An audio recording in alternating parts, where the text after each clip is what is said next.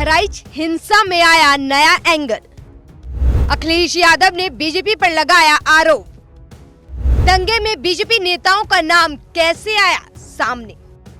उत्तर प्रदेश के बहराइच में हुई हिंसा को लेकर समाजवादी पार्टी प्रमुख अखिलेश यादव ने बीजेपी पर हमला बोला है। उन्होंने आरोप लगाया कि बीजेपी विधायक ही भाजपाइयों पर एफआईआर करा रहे हैं, साथ ही दंगे करवाकर भाजपाइयों को ही फंसा दिया जा रहा है। अब पार्टी कार्यकर्ता भी कहने लगे हैं कि बीजेपी किसी की सगी नहीं है। अखिलेश यादव ने एक्स पर पोस्ट करते हुए लिखा कि धिक्कार है ऐसी भाजपाई राजनीति और सत्ता की भाजपाई भूख पर, जो सियासत के लिए देश के भाईचारे के बीच दंगा कराने की साजिश करती है।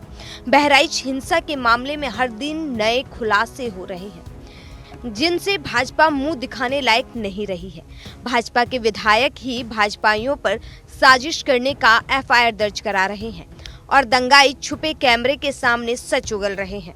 भाजपा के जो थोड़े बहुत समर्थक और वोटर बचे हैं, अब तो भाजपा का ये षड्यंत्रकारी और हिंसक रूप देखकर वो भी शर्मिंदा है। भाजपा ने अपने समर्थकों की भावनाओं को गुमराह करके उनका इस्तेमाल अपनी सत्ता को बचाए रखने के लिए किया है।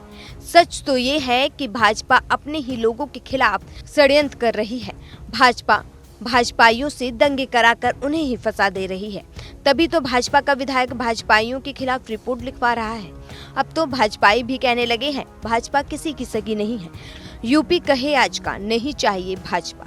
आपको बता दें कि सोमवार को महसी से बीजेपी विधायक सुरेश्वर सिंह ने अपनी ही पार्टी के नेताओं समेत 7 लोगों के खिलाफ केस दर्ज करवाया। 7 लोगों में बीजेपी नगर अध्यक्ष अर्पित श्रीवास्तव का भी नाम शामिल है। वहीं अखिलेश यादव ने कुछ दिन पहले ही बहराइच हिंसा बीजेपी की ओर से योजनाबद्ध है ऐसा कहते हुए उन पर आरोप लगाया था। उन्होंने मैनपुरी में न्यूज एजेंसी से बात करते हुए कहा था कि बहराइच में जो कुछ भी हो रहा है वो राज्य में आगामी चुनावों के मद्देनजर बीजेपी द्वारा करवाया गया था। दरअसल बहराइच में एक धार्मिक यात्रा के दौरान गोली लगने से एक युवक की मौत हो गई, जिसके बाद प्रदर्शनकारियों ने दुकानों, वाहनों और एक अस्पताल को आग के हवाले कर दिया। आपको बता दें कि बहराइच के रेहुआ मंसूर गांव के निवासी 22 साल के रामगोपाल मिश्रा की 13 अक्टूबर को हिंसा में गोली लगने से मौत हो गई।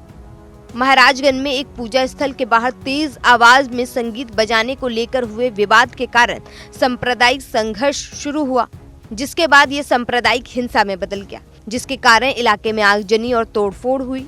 4 दिनों तक इंटरनेट बंद रहा।